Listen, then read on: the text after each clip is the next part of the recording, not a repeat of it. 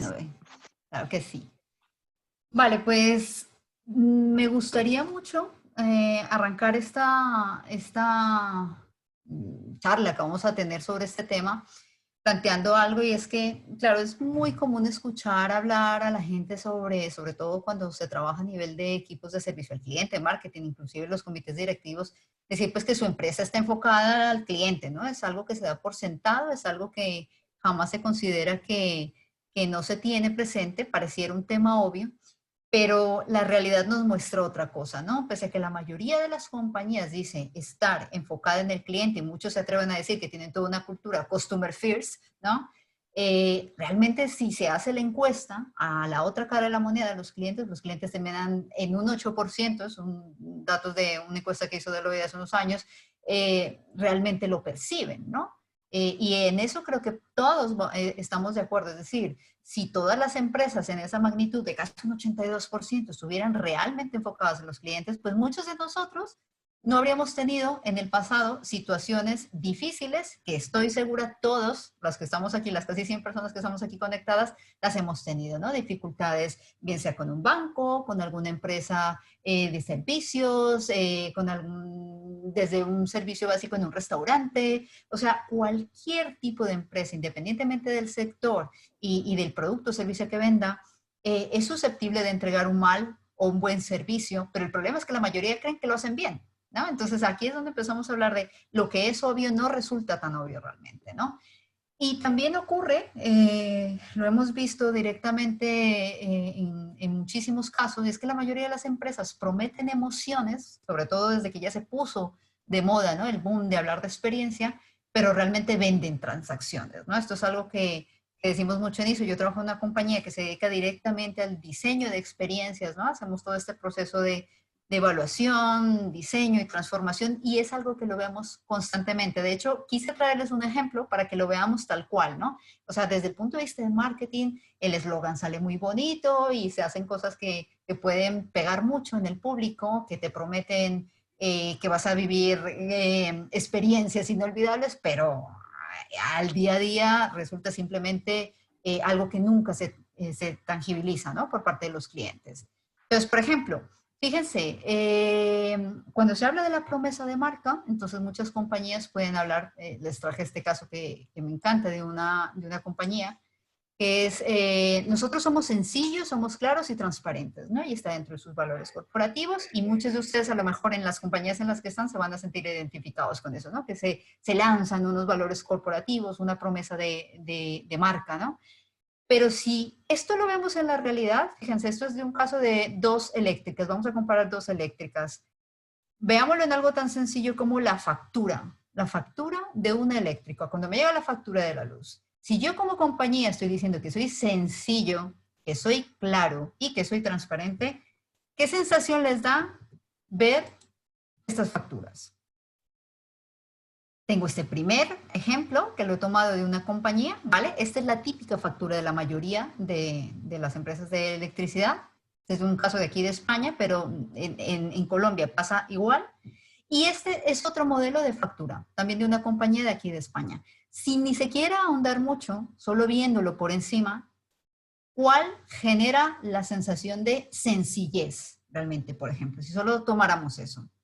Está claro que la de la derecha tiene una forma muchísimo más clara de llegarle al cliente porque simplemente le está dando la información que necesita, ¿no? En letras grandes, donde no hay necesidad de hacer un esfuerzo, ¿no? Te dice, esta es la fecha, esta es tu dirección, esto es lo que tú has consumido, este es el total que tienes que pagar y te la cobraremos tal día. Ya, se acabó. Ah, ¿quieres saber algo más adicional? Pues mira, aquí tienes un clic para que puedas profundizar más en ello. Mientras que en la primera, tenemos que primero son dos páginas y lo que me llamaba mucho la atención es en la página web, para tratar de, entre comillas, facilitar la experiencia a este cliente, pues le ponen estos puntitos para explicar qué significa cada cosa. Cuando tú tienes que explicar algo, ya de por sí te está dando la idea que no es algo sencillo. Conclusión, una cosa es hablar y decir que yo hago experiencia cliente y otra cosa realmente es ofrecerla. Por más que lo tengamos escrito, por más que lo habilitemos en la web y lo pongamos muy bonito, Una cosa realmente es que los clientes sientan esa sencillez, esa claridad, esa transparencia en el día a día, en cosas tan reales como, oye, voy a ver mi factura de la luz y la entiendo perfectamente, que ponerme en esta maroma de tenerme que ir a una página web para entender qué significa el punto 8 de la segunda página de mi factura, ¿vale? Entonces, quería empezar este webinar así, porque cuando hablamos de los procesos de transformación cultural de Customer Experience, es muy habitual encontrar que las compañías siempre se quedan como en esa parte abstracta y no logran aterrizar lo que es realmente hacerle vivir al cliente experiencias memorables, ¿vale? Otro ejemplo, con un contrato, lo típico, ¿no? Lo mismo, del contrato que está a la derecha, que es el típico contrato de muchas compañías, no tiene nada que ver del primer formato que tenemos a la izquierda. Y en este caso, miren que muchas empresas suelen decir, bueno, pues que somos una empresa muy grande, muy compleja, aquí esto es imposible, por términos legales no vamos a poder tocar esto. No, esto de hecho, este primer ejemplo bota muchos de esos mitos, ¿no? Que hay de que porque somos una empresa así y así, entonces no vamos a poder reinventar una experiencia o rediseñar una experiencia para un cliente. Me metí con un tema que es complejo, que es un contrato, que tiene muchas cosas legales y que aún así una compañía eléctrica, por ejemplo, se ha dado la oportunidad de reinventarlo y de decir, en vez de hablar de la parte contratada y la parte contratante, pues miren un detalle sencillito, ¿no? La parte contratada, o sea, alterna la compañía, la parte contratante, o sea, tú. Son pequeños detalles que permiten realmente decir, ah, vale, esta gente sí se está interesando por sus clientes y quieren ponérselo sencillito y fácil, ¿vale? Les voy a pedir, por favor, recuerden silenciar los micrófonos, ¿vale? Para que no se nos meta el audio de todos. Y voy a terminar de aceptar unas personas que veo que están llegando justo en este instante. Vale, perfecto. Ok, muy bien. Entonces, ahora, ¿por qué las emociones empezaron a tener tanto protagonismo en el mundo de los negocios? O sea, ¿por qué estamos hablando de Customer Experience? Y quiero hacer este pequeñísimo contexto, porque sé que muchas de las personas que están conectadas no lo han trabajado como tal. Sé que algunos sí y algunos están muy familiarizados, pero bueno, como para no pecar de asumir de que todos estamos al mismo nivel, simplemente decir que empezamos a hablar de esto porque durante casi todo el siglo XX el discurso siempre estuvo muy de la mano de la razón, ¿no? Entonces siempre la mejor forma de representarlo es la frase conocidísima de Descartes, que es pienso, luego existo. Se empezaba que todas las decisiones que tomamos los seres humanos tienen una base racional muy fuerte, ¿no? Y después viene un neurólogo como Damasio y dice, perdón, pero esto no es así. La neurociencia, la psicología nos da otras herramientas para decir que realmente no creo que sea solo pienso, luego existo, sino siento, luego existo. Y de hecho les recomiendo a quienes les interesa mucho este tema, uno de los libros apasionantes de Damasio es El error de Descartes, ¿no? Que es donde apunta a decir, un momentito, las decisiones tienen un componente emocional bastante fuerte. Y a partir de ahí eso empezó a interesar a muchísimas personas que ya iban más allá del mundo de las humanidades o del mundo de la medicina y empezó a llegar al mundo de los negocios, ¿no? Y se empezó a entender que hay mecanismos afectivos que están involucrados en la toma de decisiones, que las emociones nos guían y nos sesgan nuestros comportamientos y cada una de las decisiones que tomamos. Y en este sentido, cada vez que hacemos una compra o que consumimos, ese es el resultado de una decisión. Por lo tanto, la compra es el resultado de una emoción, ¿vale? Entonces, este contexto es importante que lo tengamos en cuenta porque si vamos a hablar de cultura de Customer Experience, lo mínimo que debemos estar todos de acuerdo es que vale la pena trabajar en esto y cuál es el sentido de trabajarlo, ¿no? También se sabe que las marcas actualmente que se asocian más intensamente con emociones positivas, pues son más fuertes dentro del mercado, ¿no? Ahí la explicación de por qué un TikTok en menos de 2 meses logró posicionarse como una de las marcas más conocidas en el mundo, precisamente porque estaba asociada a emociones muy positivas que nos gustan muchísimo a los humanos y que de alguna manera nos generan esa especie de adicción, ¿no? Emocional, ese chute emocional que necesitamos las personas para estar bien. Entonces, esta es una realidad, ¿vale? Entonces ya no se trata de vender productos o servicios, sino que se trata de vender experiencias. Y hay compañías que lo han sabido entender muy bien. Por ejemplo, solo por poner un caso, en el caso de Hard Rock, ¿no? Ellos lo sabían desde hace mucho tiempo, han trabajado mucho, sobre todo desde la parte de marketing de experiencias, y ellos entendieron, es que, vale, somos un restaurante, pero ya no se trata de rentabilizar cuánto me da este espacio que yo tengo por mesa, sino cada metro cuadrado que hay, ¿no? Desde la entrada, cómo puedo sorprender a mis clientes desde que llegan, y aparte de eso, a nivel de servicio, cómo puedo ir generando una experiencia. Entonces, recordemos mucho eso, ya no se trata de vender productos o servicios, sino experiencias. Ahora, hay algo que me parece súper importante, y es que cuando hablamos de experiencias, también debemos entender que hay dos palabras que están detrás de esto, y es las emociones y los recuerdos. Entonces esto nos acerca a personas que a lo mejor, por ejemplo, sé que muchos de ustedes como profesión habrán estudiado administración de empresas, derecho, hay mucha gente de ingenierías, ¿no? De diferentes tipos de ingenierías, de marketing, evidentemente, que en su formación como base en la universidad, a lo mejor no tenía esa formación desde el punto de vista de las ciencias humanas, pero cuando sale al mercado se da cuenta que esto se está hablando ya en las empresas. Es que de repente hay cargos como director de experiencia de cliente o hay cargos donde me dicen yo tengo que tener en cuenta ahora insights que me hablen de qué es lo que realmente piensa, siente y hace un consumidor, y yo si no tengo esta formación, pues voy a sentirme un poco perdido. Entonces eso ha sido lo interesante en los últimos 10 años, precisamente las universidades y los negocios han ido integrando la importancia de trabajar en esto, y de ahí que todos los que nos dediquemos a esto debemos saber muy bien de qué va esto de hablar de emociones y recuerdos, ¿no? Y hablarlo desde un punto de vista aterrizado, desde un punto de vista científico y desde un punto de vista que sea práctico realmente en los negocios, ¿vale? Entonces, ya hechos de contexto, entonces, ¿qué es experiencia de cliente? Si sabemos que detrás de la palabra experiencia están las emociones y los recuerdos, entonces, ¿qué es esto de experiencia de cliente? Entonces, una forma súper sencillita de resumirlo, es decir, que es absolutamente todo lo que vive el cliente con una empresa o marca a lo largo de todas las interacciones que tiene con ella durante toda su relación y a través de todos los canales. Es decir, inclusive antes de que llegue a hacer la compra, ¿no? Desde el momento de la prospección yo puedo generar una muy buena experiencia.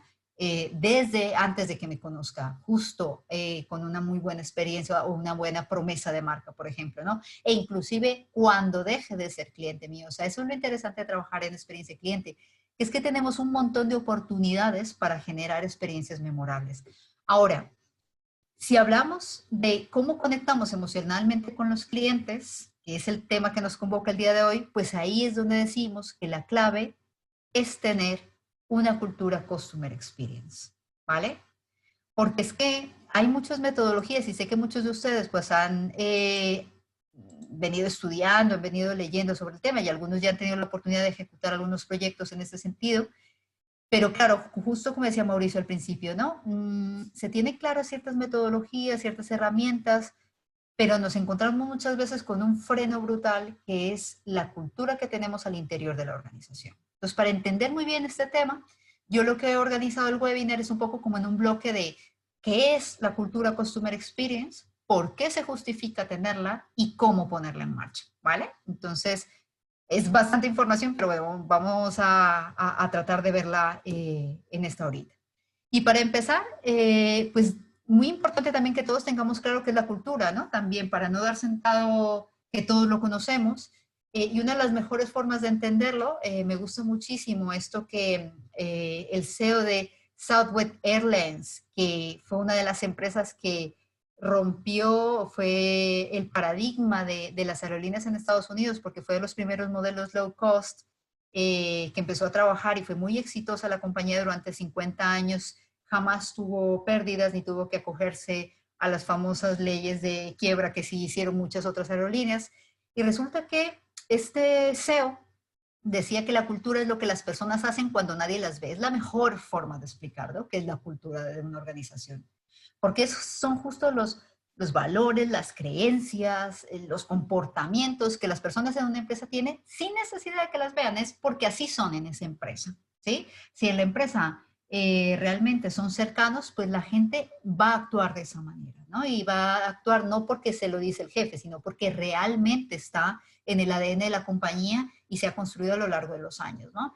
Este caso es súper interesante y se lo recomiendo también a quienes les interese mucho el tema de la experiencia, porque el caso de Southwest ejemplifica las buenas prácticas que hay que tener tanto para experiencia de cliente como para experiencia de empleado. Porque esta gente de hecho le apostó y logró posicionar a la compañía como una de las mejores empresas de aerolíneas low cost porque le apostaron muchísimo a trabajar la experiencia de sus empleados como base de una buena experiencia de clientes. De hecho, en este webinar tenemos un apartado también para profundizar en ello, ¿no? Pero con lo que me gustaría empezar que se quedaran en este sentido es que hay unos patrones de comportamiento en las empresas. La gente piensa, se siente de una manera específica, cambia de una empresa a otra y eso no está escrito en ningún lado. Y justo eso que no está escrito en ningún lado muchas veces es una de las principales barreras para poder poner en marcha iniciativas como, por ejemplo, una cultura de experiencia cliente, ¿no? Si mi empresa realmente está más afincada en darle la importancia a los procesos, en darle la importancia a los objetivos que yo tengo como compañía, en cumplir, pero lo que yo necesito como compañía, y el cliente es el medio a través del cual lo logro, no es como el fin, ¿no? Entonces, en este sentido, pues yo voy a tener bastantes problemas si de alguna manera quiero arrancar un proyecto de experiencia de cliente, ¿no? Por ejemplo. Ahora, hay otra frase que me encanta cuando trabajamos en esto, que es pues de el famoso filósofo de la Hola, administración. hola, Hola, ¿sí? qué pena, te interrumpo. Es que hay un retorno, o sea, alguien tiene abierto el micrófono, hay un retorno y no se te escucha bien. Vale, voy a intentar, si les parece, silenciarlos a Estoy todos. explicando. Creo que Por es Lisa favor. la que lo tiene abierto. Lisa, cierra el micrófono, por favor. A ver, vale, espérame un segundito, de todas formas, me aseguro de silenciarlos a todos, ¿vale? Un segundo, a ver aquí.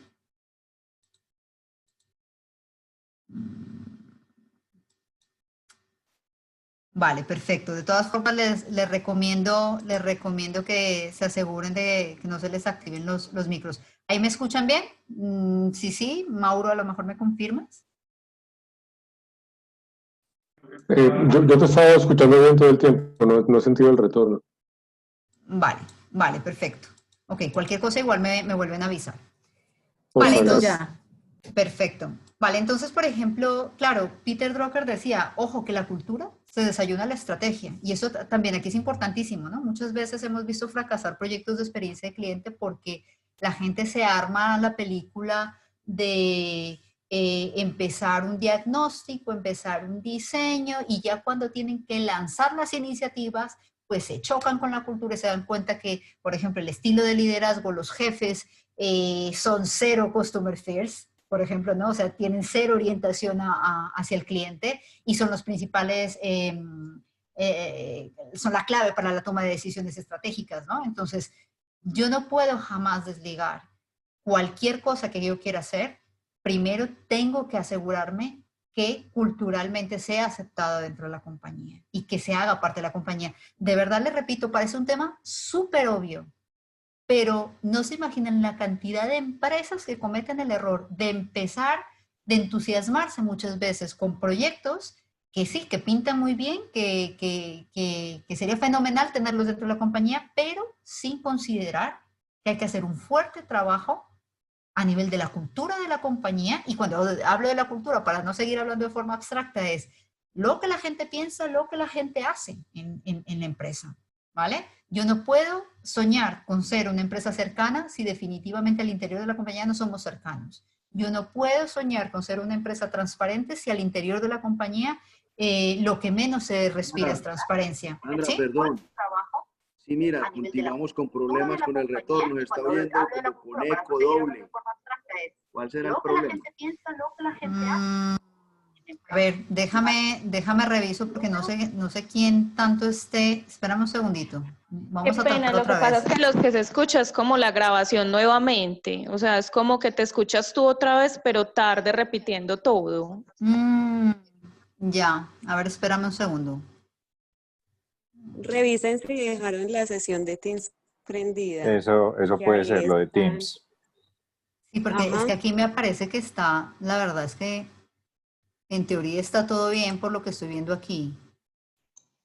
Pero no a todo el mundo se le está escuchando ese retorno, solo a algunos. Eso es lo Puede ser raro. lo del Teams, lo que justo lo que están diciendo. Es cierto, yo escucho Ahí bien. mejoraste bastante, ahí está perfecto. Ahí, Sí, señor. pero ahí no he hecho nada, por ejemplo. Ah, bueno, eso se llama las magias del sistema. Apaga y prende. Vale, vale, pues ahí, la verdad es que Sí, espero que, la opción puede ser cerrar Teams. Yo también estaba escuchando perfecto todo el tiempo. Puede ser lo de Teams. vale, vale, sigamos pues a ver si así se puede. Voy a volverlos a silenciar a todos, ¿vale? De todas formas. Ok. Muy bien. Vale. Entonces,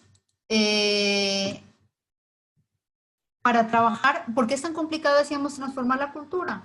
Pues porque, claro, hay cosas que son intangibles, que son privadas, ¿no? Es decir, no sabemos lo que los empleados o las personas en la compañía piensan y sienten. Hay algo que sí es público, que son los hábitos y los comportamientos. Entonces, es ahí donde tenemos que empezar a hacer los cambios, ¿no? Pero lo que vamos a hacer ahora es hacer un recorrido un poco de cómo se pueden dar esos cambios y cómo podemos accionarlos a través de tocar hábitos y comportamientos, ¿no? Que es lo que normalmente cuesta entender cuando desplegamos cualquier tipo de estrategia de Customer Experience. Entonces decíamos, vale, ¿qué implica tener una cultura de Customer Experience? El qué, el por qué y el cómo, vamos a ver. ¿Qué implica? Entonces, esto a lo mejor lo habrán visto mucho y también me gusta ponerlo porque se ha vuelto muy cliché, pero es que realmente es apasionante si se logra. El problema es que todo el mundo dice que lo tiene, pero de ahí a la verdad, a la realidad es otra cosa, ¿no? Tener una cultura de Customer Experience implica dejar de tener clientes para tener fans, es decir, tener personas que sí o sí nos compran porque realmente nos siguen, porque creen en nuestro producto, en nuestro servicio, porque están completamente fidelizados, ¿no?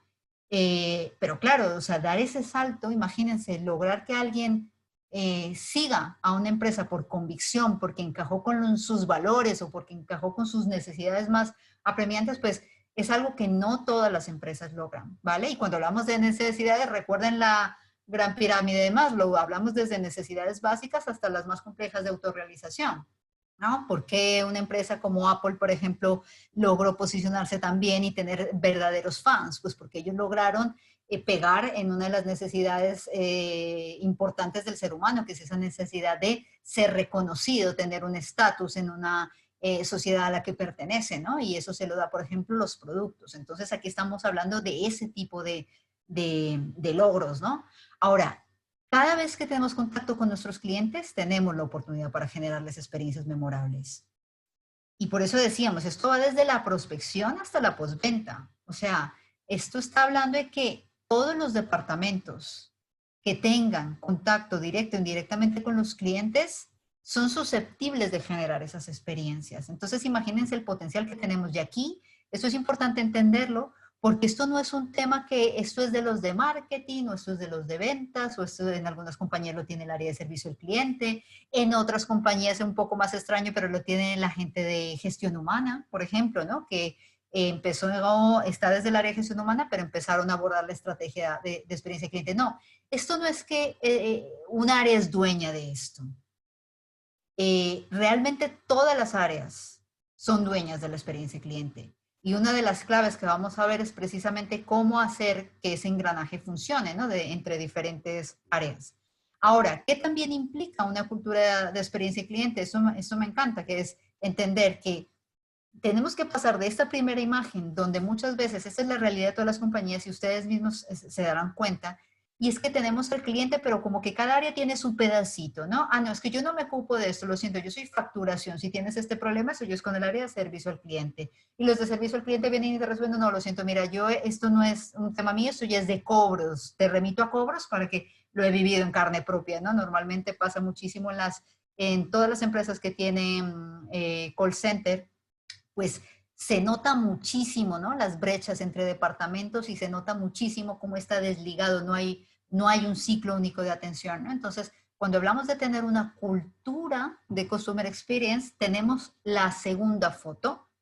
Tenemos que todas las áreas están completamente organizadas para que pase lo que pase. Aquí lo que importa es la experiencia del cliente. Esto no es que esto no es mío. Esto le toca al cliente no le importa internamente cómo estemos organizados. No debería ser visible para él eso, ¿no? Nosotros, si realmente creemos en esto y queremos poner al cliente en el centro, pues tenemos que organizar los procesos de tal manera que efectivamente el cliente sienta que tiene una única experiencia, ¿no? Entonces, aparte de eso, tener una cultura centrada en la experiencia del cliente implica también hacer real nuestra promesa de marca. Y en eso yo hago muchísimo énfasis, como el ejemplo de las facturas que les comentaba, ¿no? Una cosa es decir que soy sencillo y otra cosa es reflejarlo, ¿no? Aquí los vuelvo a silenciar. Una cosa es decir que soy empático y otra cosa realmente es mostrarlo, ¿no? Eso no, puede haber una brecha grandísima. Entonces, lo que espera el cliente a partir de lo que le prometemos, normalmente suele ser cuando hablamos de temas de calidad, ¿vale? Que si lo hacemos muy bien, es decir, logramos cumplir las expectativas y estaríamos muy orientados a tener satisfecho al cliente, ¿vale?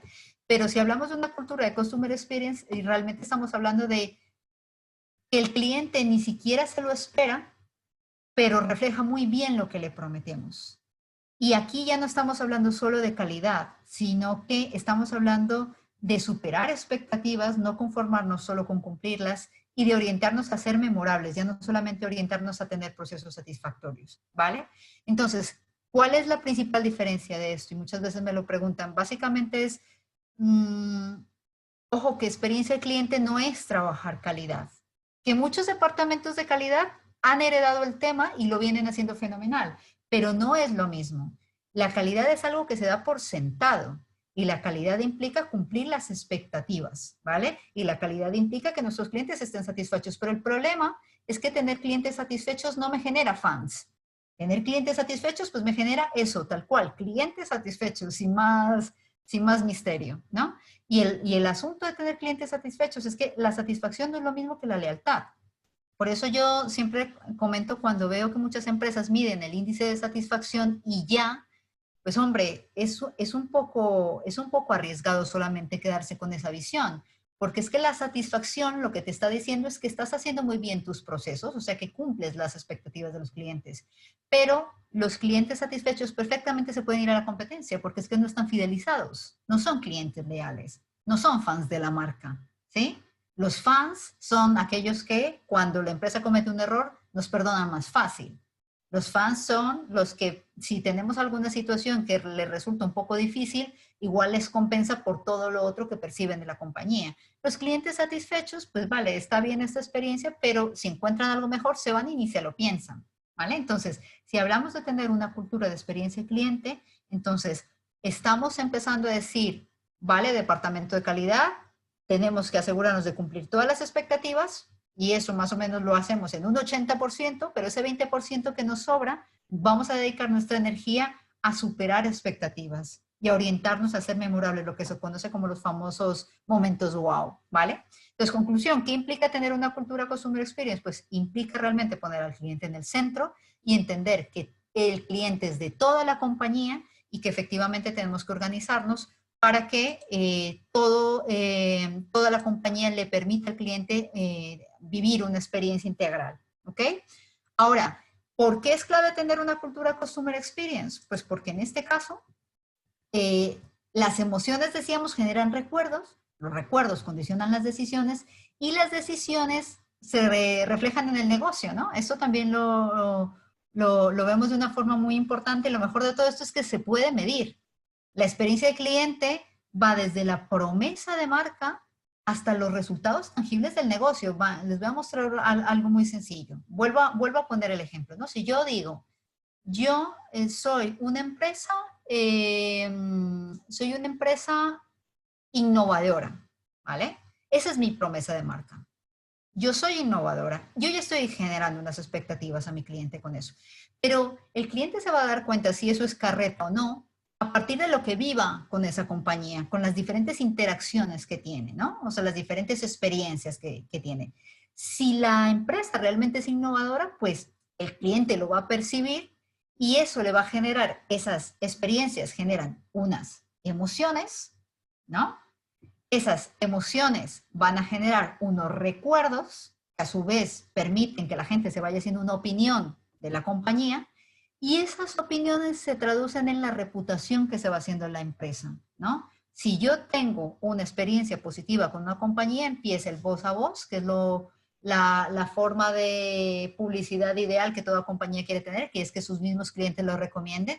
Y esto se traduce en lo que conocemos como economics de la experiencia, ¿no? O sea, fíjense cómo yo, desde la promesa de marca, puedo hacer todo un hilo conductor para entender cómo desde las expectativas que le genera un cliente, yo puedo aterrizarlo eso en indicadores, en métricas, ¿no? De hecho, les he traído solamente como por referencia los 5 principales economics de la experiencia que se suelen trabajar para que vean cómo se puede comprobar que esto funciona, ¿no?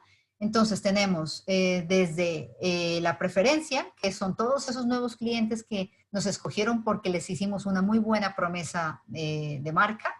El share of wallet, que es que a partir de una muy buena experiencia la gente está dispuesta a gastarse muchísimo más dinero en una empresa. Ya no solamente me compro a lo mejor un producto, sino que le compro 2 o 3 porque mi experiencia ha sido muy buena, ¿no?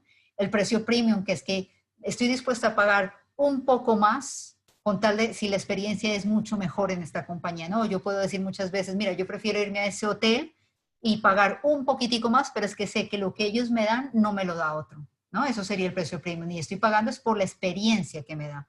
La recomendación, que son todos esos nuevos clientes que llegan a partir del boca a boca positivo que les ha ido llegando, ¿no? Cuando alguien dice, no, es que vengo porque es que mi mamá, mi hermano, mi novio, mi amigo, mi compañero de trabajo me lo recomendó, ¿no? Es todos esos clientes que nos llegan por recomendación y la intención de permanencia, ¿no? Que es el tiempo que una persona está dispuesta a quedarse en una compañía por la experiencia que le ha ofrecido. Y rápidamente, fíjense que si uno pudiera, y esto lo recomendamos mucho cuando hacemos proyectos de Customer Experience, y es empezar a medir, ¿vale? Porque precisamente uno puede hacer correlaciones, ¿no? No sé si todos están familiarizados con el concepto de NPS, pero bueno, es uno de los principales indicadores para medir si una empresa da o no una buena experiencia. No es la típica pregunta que han visto que dice, de 0 a 10, ¿qué tan probable es que recomiendes nuestra compañía a un amigo o un familiar? ¿No? Ese es el NPS. Pues fíjense que nosotros podríamos perfectamente, si tenemos una cultura de experiencia de cliente, tendríamos, por ejemplo, una costumbre de medir realmente nuestros resultados a partir de la experiencia que le damos a los clientes. Y todo eso se puede correlacionar. Yo puedo identificar, por ejemplo, en un gráfico sencillo como este, que los promotores, por ejemplo, son los que dicen que se van a quedar más de 5 años, en contraste con los detractores que dicen que se van a quedar a ir en menos de un año, ¿no? Puedo hacer también correlaciones de, oye, y de esos detractores que se me van a ir dentro de un año, ¿cuánto dinero invierten normalmente en mi compañía? Y de estos promotores que dicen que se me van a quedar más de 5 años, ¿cuánto dinero representan para mi compañía? Y ahí yo puedo ver qué parte de mi negocio está en riesgo y qué parte de mi negocio es estable en función de la experiencia que doy. O sea, si ven cómo todo esto se puede tangibilizar y así dejamos de hablar de la experiencia del cliente desde una forma abstracta, ¿no? Puedo también inclusive, si hago seguimiento, y esto es muy importante, recuerden que experiencia habla de emociones y recuerdos, yo puedo hacer mediciones de los recuerdos que normalmente los clientes tienen con mi compañía y empezar a correlacionar eso según si me trae promotores o me genera detractores o me tiene un montón de clientes neutros, que son aquellos a los que no recuerdan ni experiencias positivas ni negativas. Es decir, fíjense, yo he visto muchísimo en las compañías que son muy buenas en temas de calidad, donde la mayoría cumple con las expectativas y tienen clientes satisfechos, la mayoría se encuentran con que no generan experiencias memorables. Y entonces lo que ocurre aquí es que muchas de las personas que no generan, que no tienen recuerdos o experiencias memorables, pues simplemente, como decíamos, pues les da igual quedarse aquí o no. En este momento están aquí, pero perfectamente se podrían ir a otra compañía sin problema, ¿no? O también puede hacer, por ejemplo, correlacionar cuáles de las diferentes variables que yo mido en mis clientes, de las experiencias que les doy a mis clientes, se correlacionan más con ese NPS, ¿no? Es decir, ¿Cuál es, por ejemplo, si yo tengo una web que es muy fácil e intuitiva y me doy cuenta que de repente esto es clave para que me recomiende más, ¿sí? En este caso, por ejemplo, me dice, por traerles un ejemplo, la número 9, ¿no? La número 9 me dice que cuando el profesional realiza el trabajo y cumple los plazos del tiempo y respeta lo acordado y es un muy buen trabajo, pues resulta que esta es una de las razones por las cuales las personas más recomiendan a la compañía, porque es la que más correlaciona con el NPS, ¿no? Conclusión, todo esto que les estoy contando, porque fíjense que era el bloque del por qué trabajar en cultura de Customer Experience, son razones que están atadas directamente a las cifras y a los economics de la compañía. Porque también parece obvio, pero mucha gente se sigue cuestionando como de, ¿yo cómo le demuestro al comité directivo, yo cómo le demuestro al CEO que trabajar en experiencia cliente sirve? Pues fíjense que lo que acabamos de ver es una pequeñísima muestra de todo lo que uno puede llegar a medir. Si tiene una cultura Customer Experience, hay que incorporar estos cuadros de mando, estos indicadores, ¿vale? Para realmente demostrar que lo que estamos haciendo tiene sentido, que no solamente que nos sospechamos que servía, sino que lo puedo demostrar, ¿no? Y otra de las principales ventajas de trabajar en experiencia cliente es que nos permite diferenciarnos realmente, ¿no? O sea, todo se puede copiar, menos la experiencia que damos como compañía. Y diferenciarse a través de la experiencia ayuda mucho a resaltar en el mercado y a salir de la famosa lucha de precios en la que caen muchísimas empresas donde solamente tienen clientes porque venden más barato y punto, y se acabó, o porque solo venden porque sacan promociones y descuentos y ya está, ¿no? Entonces, ahora viene la pregunta del millón, porque es ¿cómo impulsar una cultura CX? Entonces, aquí hay varios casos y como era muy amplio, lo que quise fue agruparlo como en grandes bloques, que ahora igual cuando demos paso a las preguntas, pues podemos profundizar, ¿no? Pero viene la pregunta del millón, ¿cómo hago para poner en marcha esto? Y entonces, lo primero que quiero comentarles es que lograr una cultura de experiencia de cliente donde realmente importe la experiencia de cliente tiene dos grandes retos. Primero, poner al cliente en el centro. El obvio, ¿no? El que parece obvio. Ponerlo de verdad en el centro. O sea, está ahí y toda la compañía se mueve a partir de entender que yo necesito que ese cliente esté feliz, ¿vale? Pero el otro reto, aún más complejo, es creer que debe estar en el centro.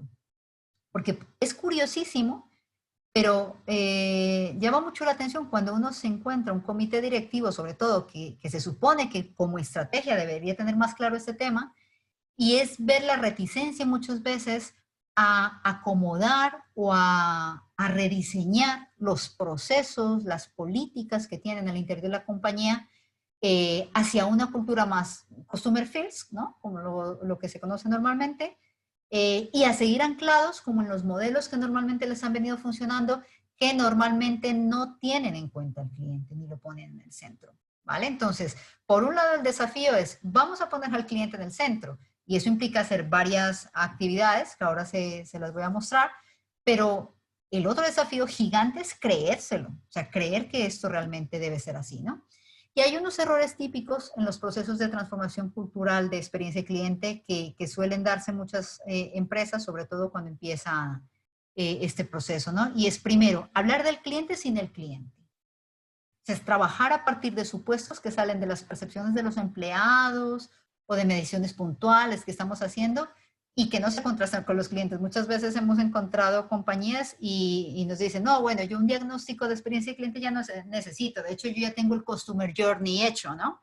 Ah, vale, fenomenal. Y cuéntame, entonces, ¿cómo hicieron este Customer Journey? ¿Qué clientes participaron? No, si lo hicimos directamente en el área de mercadeo, ¿no? Entonces, se encuentra uno mucho empresas que han hecho el Journey, el famoso mapa de la experiencia, sin clientes, ¿no? O a partir a lo mejor de una encuesta que medía unas cosas muy puntuales y que no se contrastó, por ejemplo, de manera cualitativa, ¿no? Donde no se podía profundizar. Recuerden que la metodología cuantitativa me permite representatividad, validar hipótesis, pero si yo voy a trabajar experiencia cliente, la parte cualitativa es riquísima porque me da la profundidad que jamás me podría dar una encuesta, por ejemplo, ¿no? Entonces, error típico. Si yo quiero empezar a trabajar en experiencia cliente y en transformar mi cultura, pues hablar del cliente sin el cliente.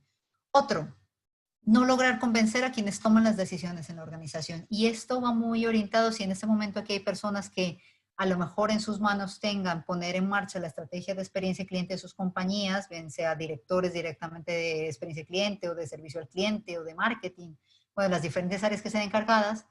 Claro, el problema muchas veces es que hemos visto que los equipos se quedan en un nivel muy abstracto donde no logran aterrizar frente al comité directivo o las personas que son claves en la empresa para poner en marcha estas acciones, no logran aterrizar la experiencia de cliente en acciones reales y tangibles, ¿no? Y en los resultados que se van a obtener.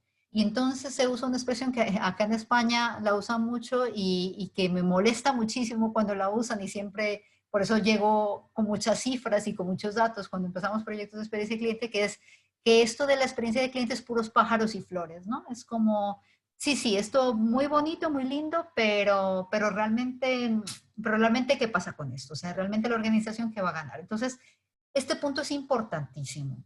Si yo quiero apostarle a tener una cultura de experiencia de cliente, yo debo asegurarme al menos de tener, por un lado, unos buenos datos del mercado, benchmark, ¿no?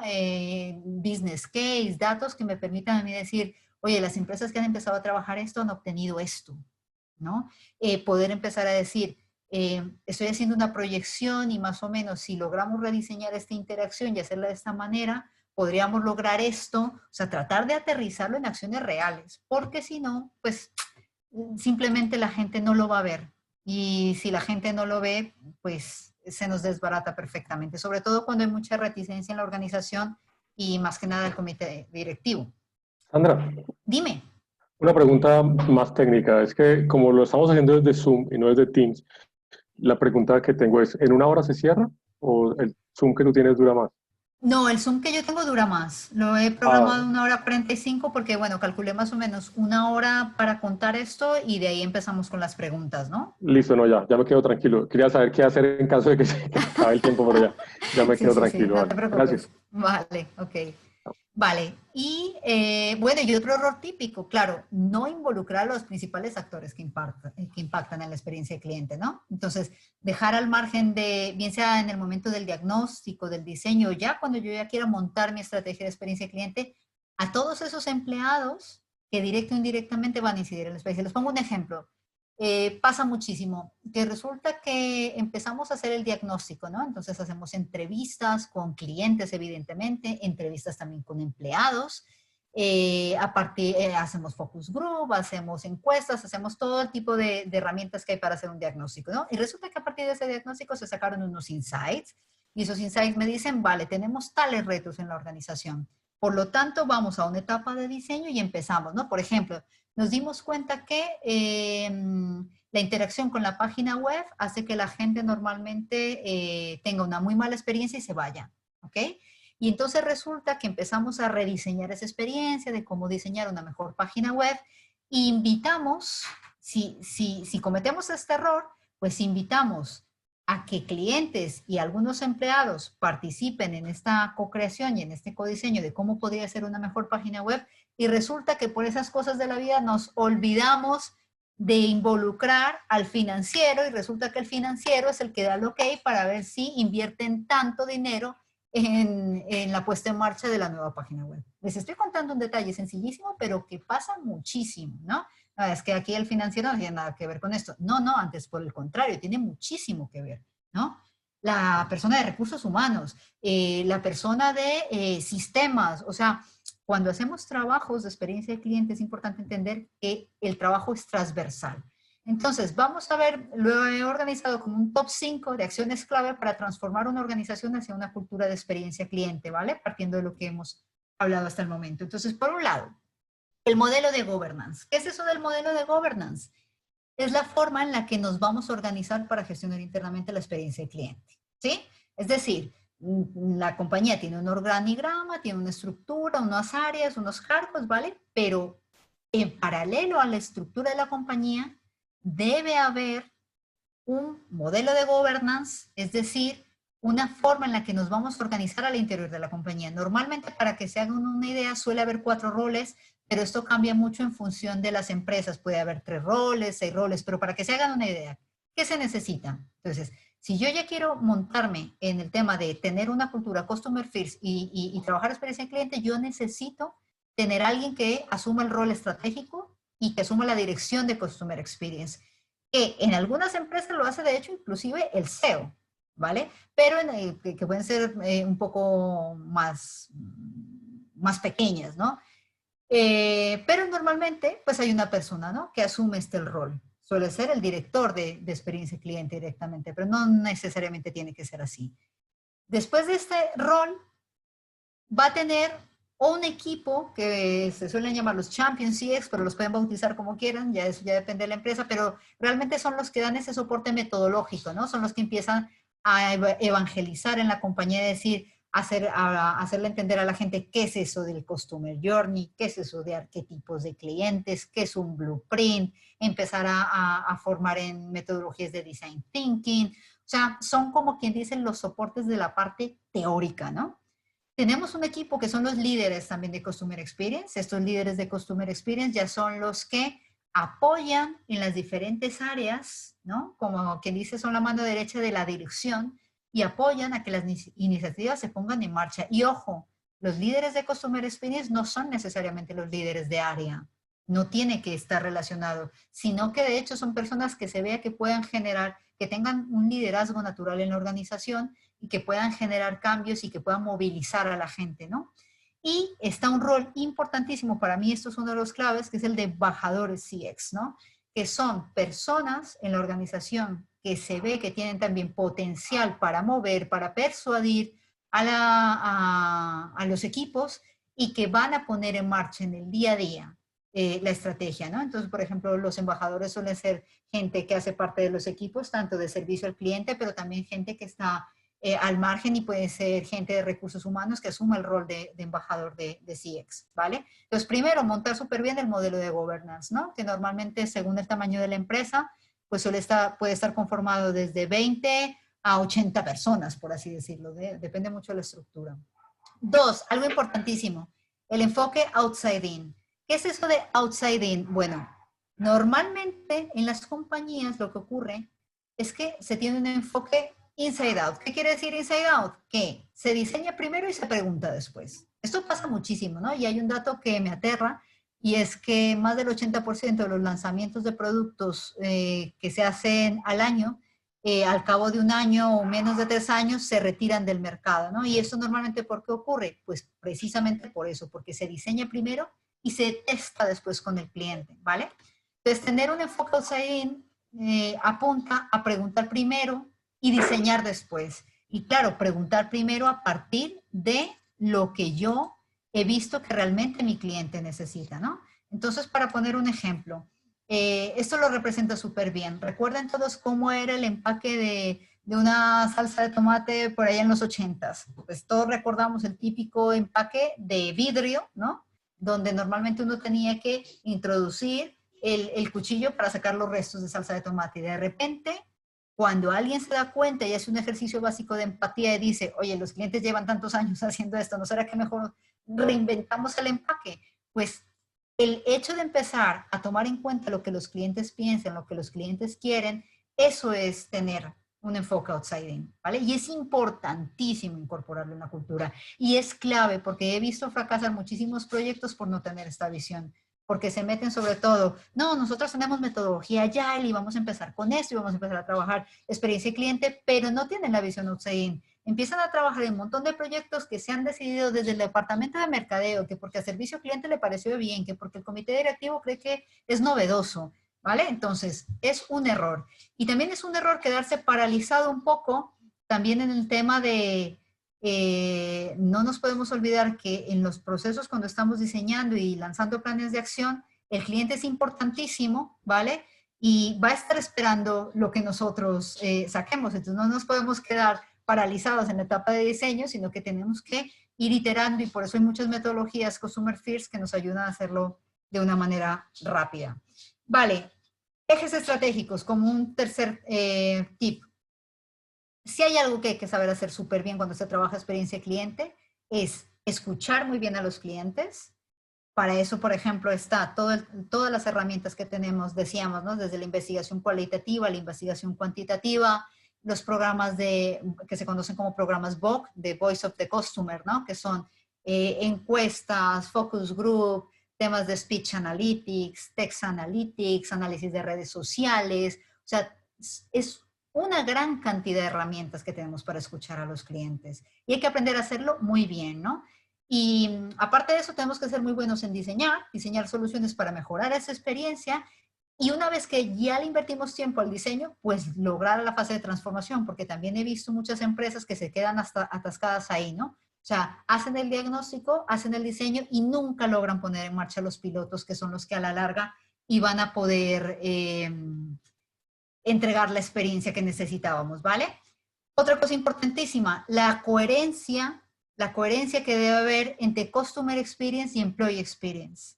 Hay una correlación entre las dos. O sea, a estas alturas es clarísimo que los empleados deben ser los primeros en vivir la promesa de marca, ¿no? Decíamos, yo no le puedo pedir a un empleado que sonría si en la empresa se vive una atención terrible.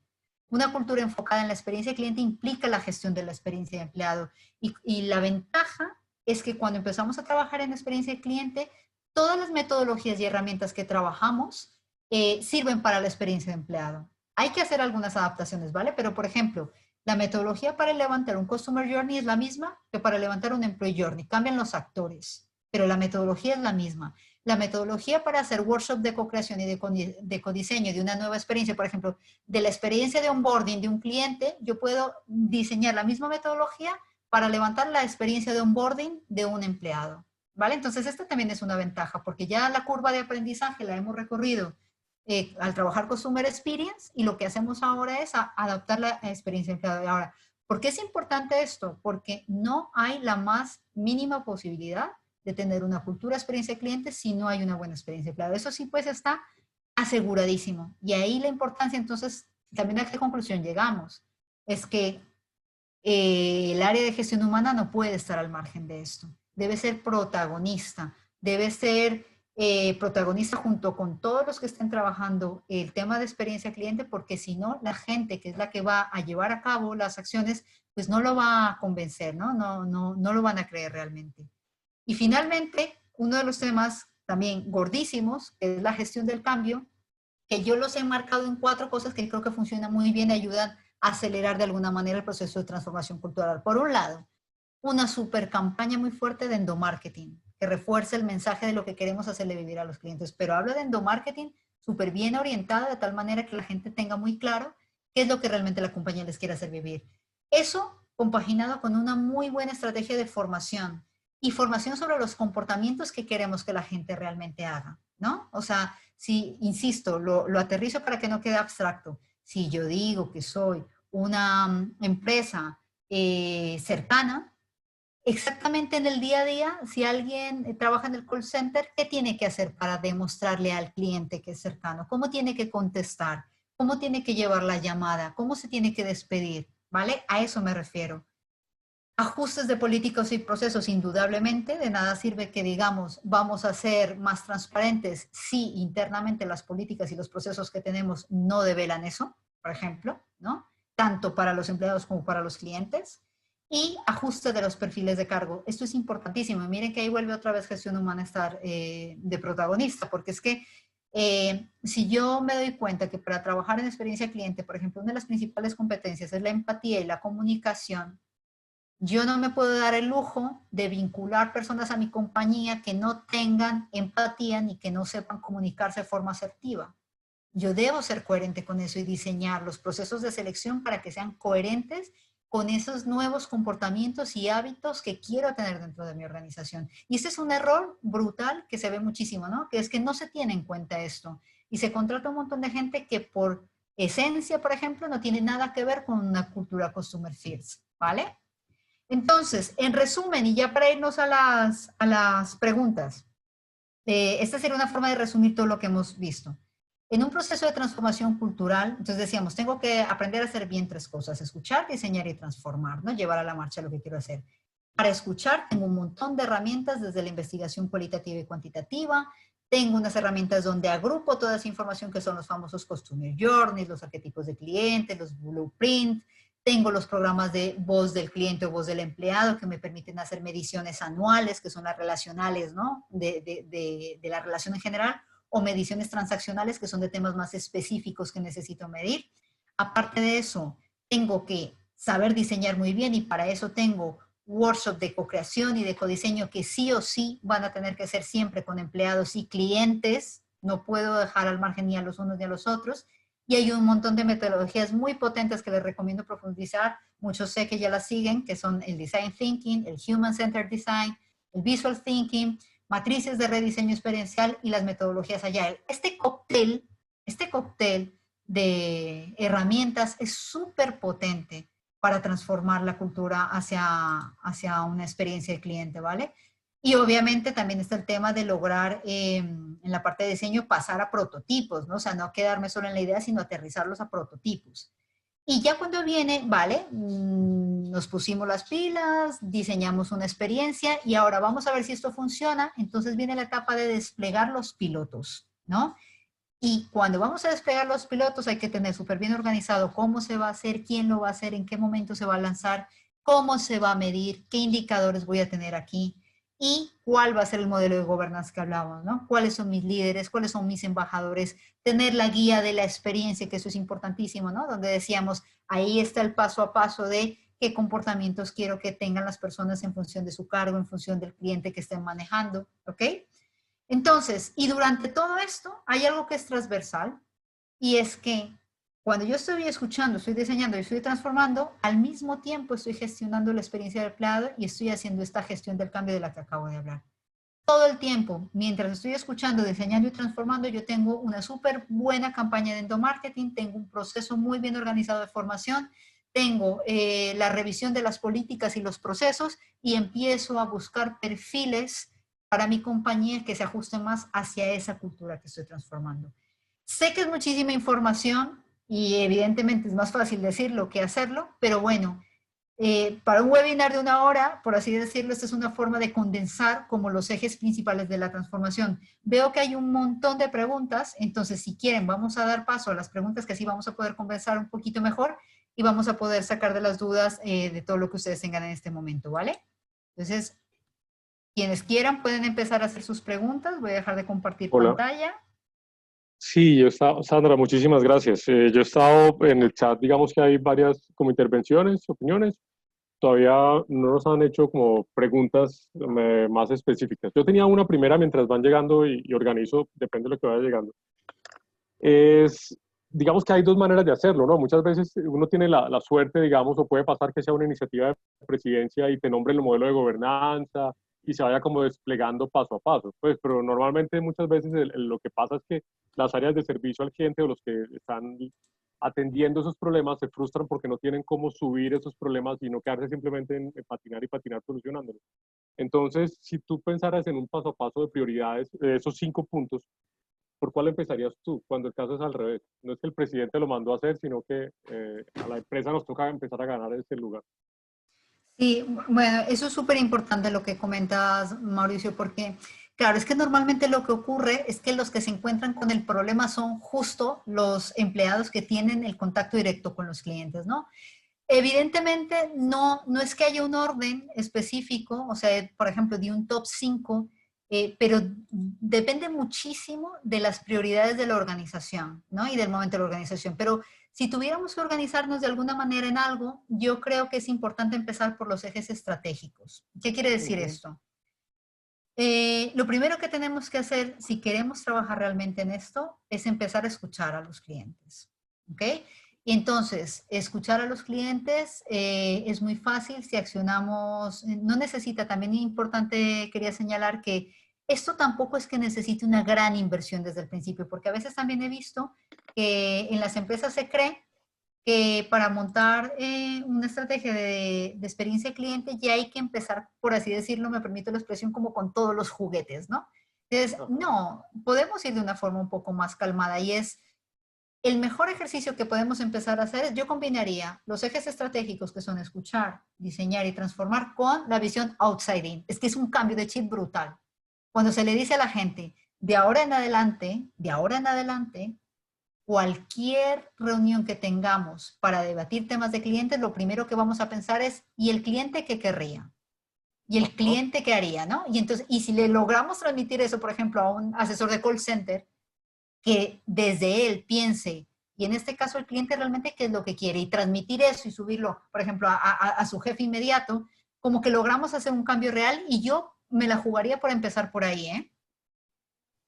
Preguntan qué hacer cuando el cliente no sabe lo que quiere. Yo aquí voy interpretando la pregunta, es un poco esto que nos decían, que nos han dicho mucho en investigación, que no hay que preguntar a la gente qué quiere porque la gente no sabe lo que quiere. Pues yo tengo mi opinión frente a esa pregunta, pero me gustaría saber.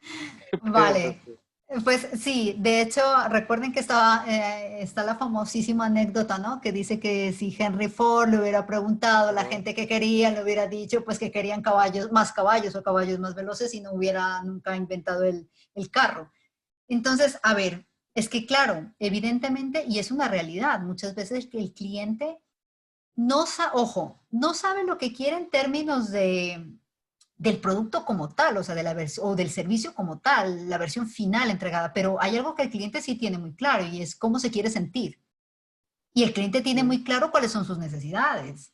Y el cliente tiene muy claro cuáles son. Yo tengo muy claro, por ejemplo, si soy, qué sé yo, voy a contratar Wi-Fi para mi casa, entonces mi necesidad es clarísima. Yo quiero Wi-Fi y quiero, a la larga, lo que me interesa, yo no sé cómo va a ser el servicio del Wi-Fi. Yo lo que quiero es que cuando haga videollamadas no se me caigan. Eso es lo que yo quiero. Y lo tengo clarísimo. Entonces, a la larga es entender cuáles son las necesidades. Y muchas veces el cliente es verdad que no sabe expresar esas necesidades. Y ahí es donde como investigadores, y ahí es donde la mezcla de investigación está en efecto, cómo la investigación cual y cuanti se complementa para yo poder entender y sacar ese insight de lo que realmente el cliente necesita. Pero él sabe lo que siente, lo que piensa, pero muchas veces que no sabe transmitir, lo que es otra historia. ¿Tú qué versión tienes de ahí, Mauricio? No, estoy completamente de acuerdo. Una cosa es la pregunta directa que quieres, otra cosa es descubrir qué es lo que quiere, entendiendo la experiencia.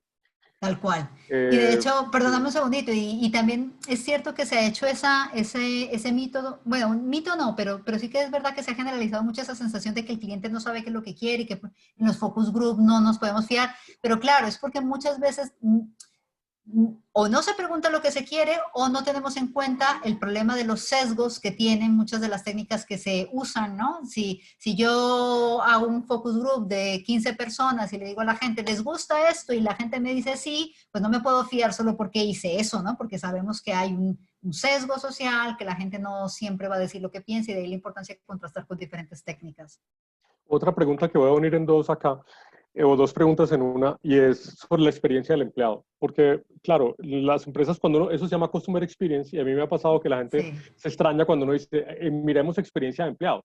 ¿Pero por qué? Si lo importante es el cliente. No, venga, es que es tan importante el empleado como el otro. Entonces, la pregunta que me hacen es que si la promesa de marca debe tener las mismas guías, debe ser exactamente igual. Dice, ¿debería existir una promesa de experiencia de marca para cliente externo, para cliente interno? ¿O debería ser la misma experiencia de marca? No, muy buena pregunta, mira, y además que nos ayuda a sintetizar. De hecho, yo lo he trabajado mucho cuando he trabajado proyectos de transformación cultural. Siempre nos dicen, bueno, pero entonces, ¿cómo hacemos? ¿De dónde partimos? Debe haber una promesa de marca, ¿vale? Tanto para cliente externo como para cliente interno, es decir, para empleado. Entonces, por ejemplo, si yo digo que soy una compañía transparente, es que yo no puedo ser transparente para el cliente, sí, pero para el empleado no. De hecho, lo que decíamos, los primeros que deben vivir y experimentar la experiencia que estoy promoviendo es el empleado, para que él pueda hablar con causa, ¿no? De conocimiento. Entonces, con que haya una es suficiente, y tampoco se trata de atiborrarnos, por así decir, que eso pasa muchísimo, y colgadas en la pared se ven muy bonitos los valores, pero en la práctica ya es otra cosa. Con que escojamos unos 3 o 4 pilares de lo que queremos prometer, que sepamos que somos capaces de cumplir, porque es que, ojo, no hay nada peor que no cumplir las promesas. Eso lo sabemos todos desde chiquitos, ¿verdad? Entonces, a nivel organizacional se comete muchísimo ese error. Por favor, dejar de decir que son innovadores si no son innovadores. Es que es como una especie de operación kamikaze, ¿no? O sea, me estoy jugando en mi contra. No soy innovador, vale, lo asumo, lo acepto, pero sí puedo decir que soy cercano. Vale, pues soy cercano. Y soy cercano con mis clientes y con mis empleados. De hecho, les digo, personalmente, uno de los temas que más me apasiona, yo trabajo en esto, pero el que más me apasiona es la experiencia de empleado. Porque ahí está el juego, ahí está el eje. Es que son las personas, los empleados, los que van a llevar a cabo esto. De acuerdo. ¿En una compañía pequeña es posible fusionar el área de Customer Experience con servicio al cliente? Sí, es que es lo que les comentaba. A ver, normalmente lo que he visto que termina ocurriendo es que muchas áreas que se llaman servicio al cliente se terminan llamando Customer Experience. Y yo la verdad pensaría, o sea, si en este momento existen como áreas separadas, casi que no tiene sentido, ¿no? Se vuelve una especie de burocracia, ¿no? Es el área de experiencia cliente. Y el área de experiencia cliente tienes varios frentes. Tendrá un frente que es un tema más de los que van directamente a evaluar, los que van directamente a escuchar al cliente, los que van directamente a diseñar la experiencia, los que lanzan los pilotos. Están las áreas operativas, como por ejemplo, vale, el contact center que depende de servicio al cliente, ¿no? Los asesores comerciales, en fin. Pero realmente yo abogaría para que esto no se nos complejice internamente, sino que tengamos un área que se llama experiencia de cliente. Inclusive, fíjense que este es uno de mis, ya es un tema más personal, pero uno de mis sueños y a donde creo que va a apuntar esto es que muchas compañías van a tener áreas de people experience. ¿Y qué es eso del people experience? Pues porque hemos visto que gestión humana está tan relacionado con esto, que es que, y si yo hablo de que tengo una promesa de experiencia, no me importa si es cliente interno o externo, yo necesito hacerle vivir una promesa. Yo creo que es muy sensato tener departamentos de experiencia de personas, de People Experience, y esa dirección va a gestionar la experiencia de clientes y la experiencia de empleados, por ejemplo. Y puede tener la experiencia de proveedores también. O sea, pueden irlo dinamizando también de acuerdo a cómo la empresa vaya evolucionando y las necesidades de la compañía, pero no hay que enredarse en quién es el protagonista de esto, ¿no? A la larga igual sabemos que el modelo de governance va a llevar a que todos estemos involucrados en esto. Yo agregaría algo solo ahí en ese sentido, y es que muchas veces las áreas les cambian de nombre, pero no la filosofía. El servicio al cliente sigue siendo muy reactivo. Si a mí me vas a poner Customer Experience, eso es porque me vas a dejar realmente trabajar en el rediseño de procesos. Y sí, porque mi nombre en inglés suena más bonito, pero si las funciones no cambian, pues no hago nada. Es una concepción distinta del cargo. Además que se nota un montón, ¿no? Cuando solamente es un cambio de maquillaje de fachada, ¿no? O sea, porque evidentemente cuando la gente dice, sí, lo que decía, yo trabajo Customer Experience, y cuando vas a ver el journey que tienen, pues eso, ¿no? Es un journey que lo hicieron ellos, que jamás se hizo con clientes, o que tienen cero orientación a la experiencia, ¿no? Bueno, y una última pregunta para ir cerrando. Dice, para medir la experiencia del cliente y conocer mejor las necesidades del cliente, ¿se recomienda hacer inversiones en tecnología o se podría hacer internamente con herramientas básicas? Pues mira, yo siempre digo como todo, ¿no? Evidentemente hoy en el mercado vamos a encontrar herramientas tecnológicas súper potentes que nos van a permitir, claro, pues traer la voz del cliente desde diferentes perspectivas. Decíamos, por ejemplo, herramientas de Speech Analytics, ¿no? De Text Analytics, es decir, que me pueden, por ejemplo, hay una compañía como Qualtrics, Claravich, por ejemplo, ¿no? Que son empresas que son súper potentes y que requieren una inversión tecnológica importante, pero es que la cantidad de insights que trae es muy grande. Pero, aquí viene el tema. Ojo, cualquier empresa es susceptible de generar experiencia de cliente y cualquier empresa es susceptible de empezar a trabajarla. ¿Por qué? Porque la base de la experiencia de cliente no está en la tecnología, sino que está en entender que yo necesito poner a mi cliente en el centro. Y para poner a mi cliente en el centro no necesito empezar con tecnología, necesito empezar con un cambio de mentalidad, con un cambio de hábitos, de políticas, con un cambio de enfoque, ¿no? Para sonreírle a mi cliente no necesito hacer una inversión en tecnología, necesito sonreírle a mi cliente, que eso va a implicar que mi empleado sonría dentro de la casa, que eso es otra cosa, ¿no? Y una última pregunta, porque están asociadas las dos, de la de tecnología y las personas. ¿Qué iniciativas podemos utilizar para poner el mindset en el talento humano? Pues dice, para contribuir a cambiar el mindset de cultura centrada en lo humano a talento humano, pues al área de talento humano, para involucrarla en ese proceso. Que es suena paradójico, pues tuve que leerlo dos veces, pero es verdad. Sí, pues, porque la área de talento humano debería ser obviamente, pero no necesariamente. Es así. Ya, sí, pues mira, yo la verdad creo que es importante y lo veo en muchas empresas, es que el área de talento humano, que en algunas compañías se sigue llamando desafortunadamente recursos humanos, el área de talento humano suele estar rezagada en estos procesos, ¿no? Y suele estar rezagada bien porque se cree que no es protagonista o o porque de alguna manera no se ha entendido que esto es a la larga esto es un proceso de transformación de personas. Entonces, si se trata de cambiar el mindset, yo creo que es importante que quienes quieran desplegar una estrategia de Customer Experience en la compañía se sienten a tomar un café con la gente de talento humano, hacerles ver la importancia que ellos tienen en este papel y entender que en función de qué tanto ellos se vinculen o no al proyecto y a este ejercicio, tendrá el éxito de que haya una transformación o no. Para mí, por ejemplo, fíjense, ese es uno de los principales brechas que encuentro, ¿no? Y se forman al interior de las compañías áreas de Customer Experience y áreas de Employee Experience inclusive, y no se hablan, y cada uno va con su proyecto por aparte, entonces es una locura, ¿no? Finalmente es como, bueno, si alguien tiene dinero para invertirlo de esa manera y desperdiciarlo, pues que lo haga, pero la mayoría de las compañías sensatas sabrán que tendrán que conectarse si quieren lograr algo realmente a fondo. Bueno, tengo ahora sí una última, la última y luego la otra. Y es sobre la parte financiera, porque siempre está la presión de, bueno, voy a invertir todo esto en la experiencia, y eso cuántas ventas me va a representar, claro, y eso cuánto ingreso me va a generar. Claro. Sí, ¿qué responderías tú a eso? Pues mira, ahí está justo, claro, esa es la gran pregunta. Y eso era lo que decíamos cuando se empiezan proyectos de Customer Experience. Si nunca se ha trabajado en la vida eso en la empresa, por ejemplo, yo siempre le digo a la gente, llévese su artillería de datos. O sea, si se va a sentar con la dirección, llévese su artillería de datos a nivel nacional, a nivel internacional, dentro del mismo sector, dentro de empresas un poco similares, qué buenas prácticas se han llevado a cabo en el mercado, que se han visto traducidas. Ahora, por fortuna, hay más información, hay más documentación. Hace 10 años era imposible encontrar datos, ¿vale? Ahora ya hay más estudios, ya hay más business case que demuestran que invertir en eso sirve. Ahora, claro, lo más complejo es cuando yo ya llego directamente y le digo, oiga, necesito que me dé, qué sé yo, 100 millones de pesos para hacer un diagnóstico de experiencia de cliente y, a ver, esto se traduce, claro, cuando yo no tengo mi comparativo, ¿vale? Ahí lo más sensato es sí llegar como con algunos indicadores que creo que se van a ver afectados. Si yo nunca he medido el NPS, por ejemplo, es complicado, ¿no? Y entonces, antes de ponerse a pedir presupuesto para algo, pues entonces asegurarse de algunas métricas básicas, medirlas, ¿no? Y decir, voy a hacer una medición ya para ver en este momento, si yo le preguntara a la gente quién recomienda la empresa, ¿cómo saldría?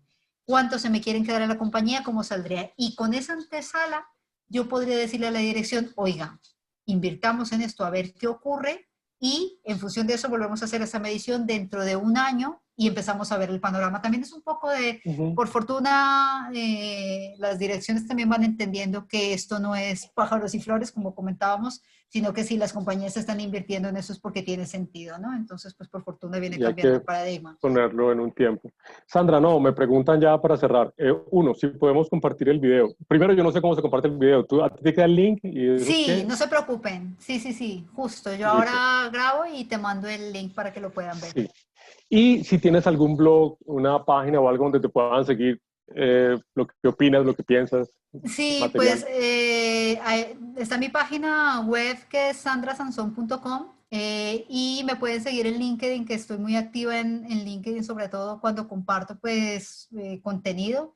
Hay una página en Facebook también mía por ahí de Sandra Sansón, pero esa ya casi no lo estoy moviendo, pero bueno, en LinkedIn me pueden seguir sin problema. Y ahí en mi página web está mi mail para cualquier duda, información que necesiten adicional, con muchísimo gusto.